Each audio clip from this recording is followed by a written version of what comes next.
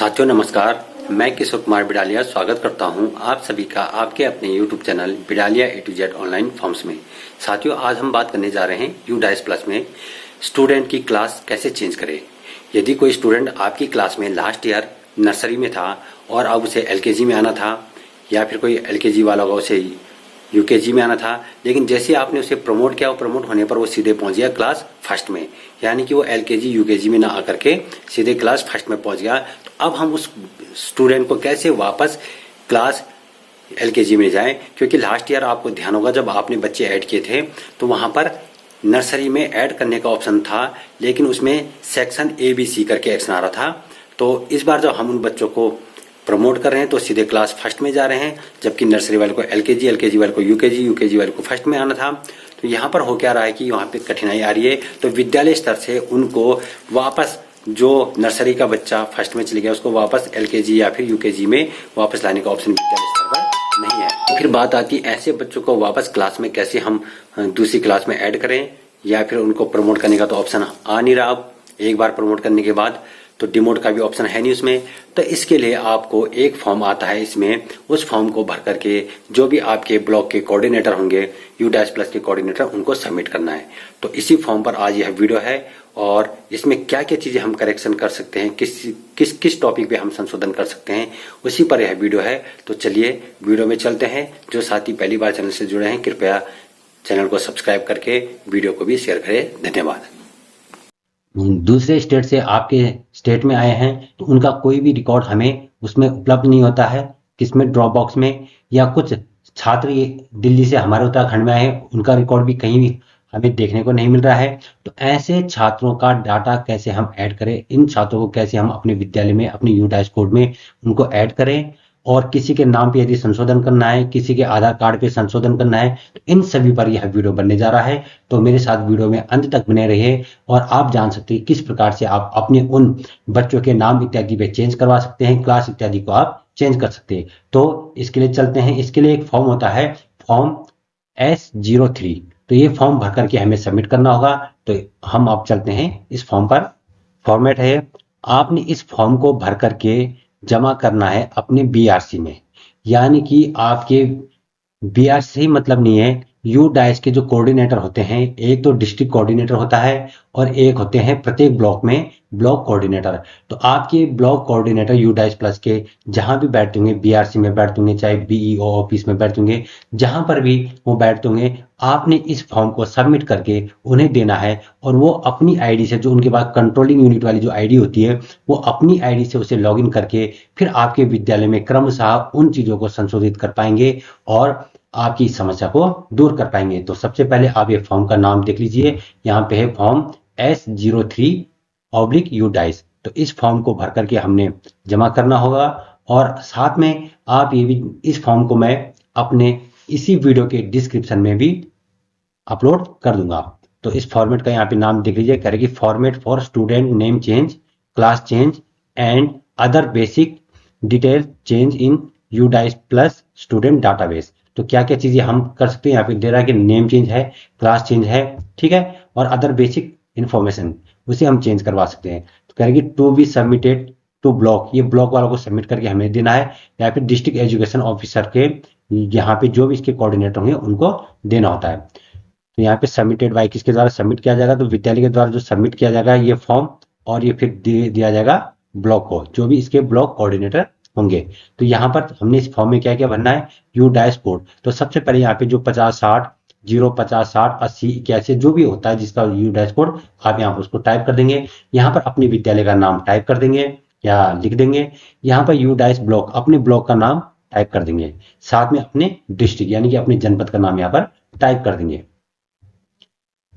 फिर इसके बाद फॉर, ये किसके लिए है, ये फॉर्म किसके लिए है, तो ये है स्टूडेंट्स के लिए। तो यहाँ पर स्टूडेंट के 11 डिजिट का नेशनल आईडी आएगा, यहाँ पे जो 11 डिजिट का उनका नेशनल आईडी कोड है वो आपको इस पे भर के यहाँ पर उसको टाइप करना होगा।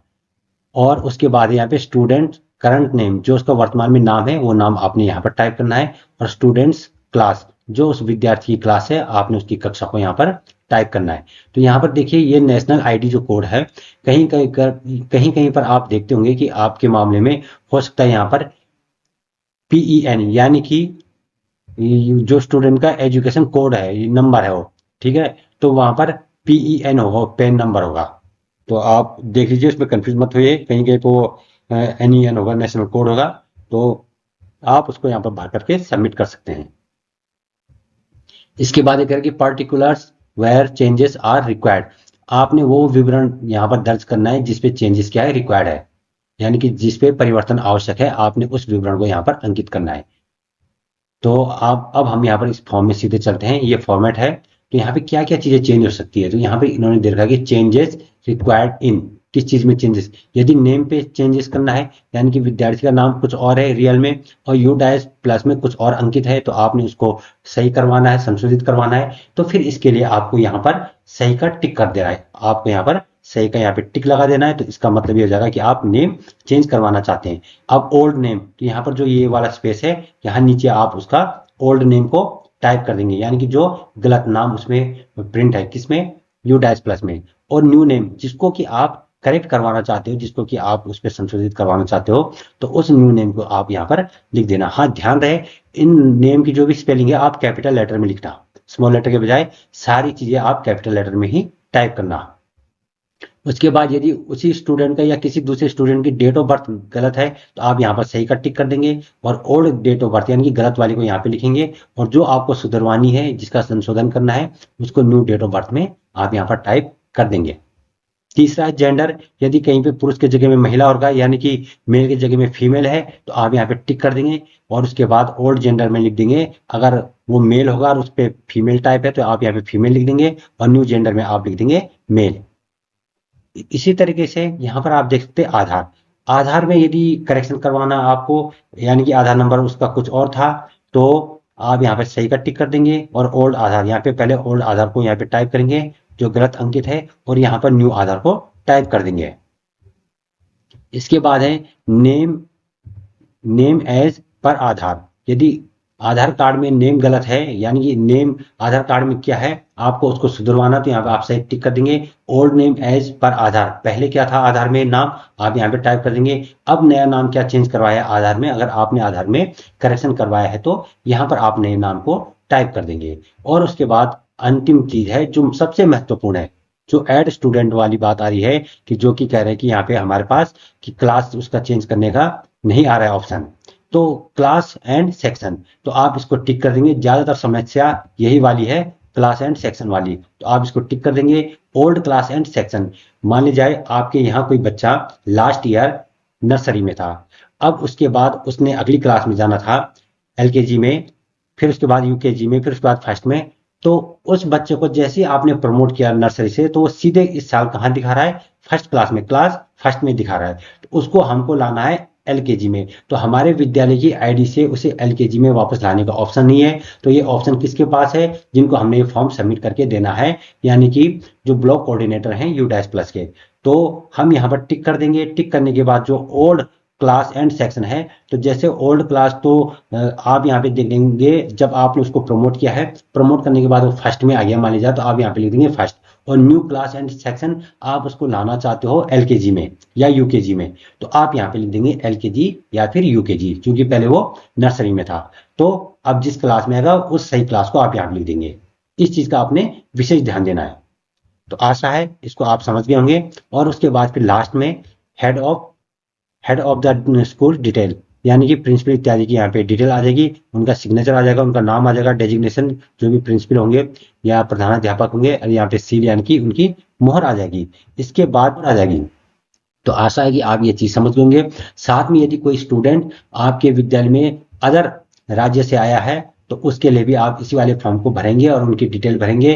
तो जहां तक बात आती है कि ये नेशनल ID चेक करना, तो नेशनल ID तो यदि उनके विद्यालय वालों ने उनको शिफ्टेड विद TC या विदाउट TC वाले ऑप्शन पे रखा होगा, तो आपको वो ड्रॉप बॉक्स में मिल जाएंगे। वहां पे उनके स्टेट को सिलेक्ट करना है, उनके डिस्ट्रिक्ट को सिलेक्ट करना है, उसमें उनके ब्लॉक को सिलेक्ट करना है, उसके बाद उनके विद्यालय को सिलेक्ट करना है। तो ड्रॉप बॉक्स में आपको दिख जाएगा कि स्टूडेंट का जो नेशनल कोड है या फिर पैन नंबर है, वो वहां पे आपको दिख जाएगा। आप वहां से इसको टाइप कर सकते हो।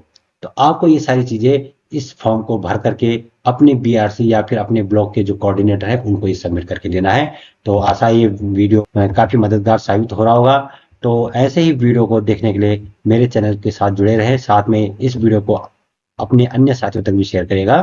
धन्यवाद। मिलते हैं किसी ऐसी ही समस्या से युक्त टॉपिक के साथ अपने अगले वीडियो में। तब तक के लिए नमस्कार।